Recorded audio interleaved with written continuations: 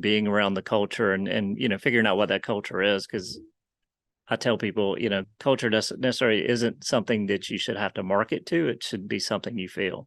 Yeah. So I'm always wary of the people that are, oh, we have great culture. We have great culture. And you really don't know what that is, and what's great culture for one person might not be for the other person. So, I think getting in the office and really that's the part you really can't.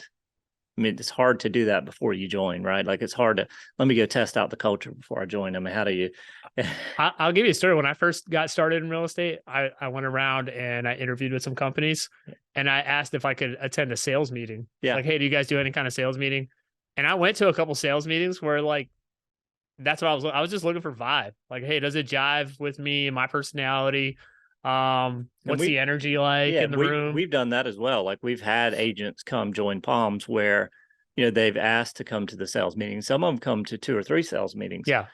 So that's definitely a good point. I'm glad you pointed that out. Is if you're trying to get a feel of, the way things are run and everything else, go to that sales meeting. And if it's a company of 100 people and 10 show up to the sales meeting, it should give you a pretty good indication of how much effort they put in those sales meetings and how important they are to their whole company. Because, if they're important to the company, there'd be a lot more, than 10% showing up.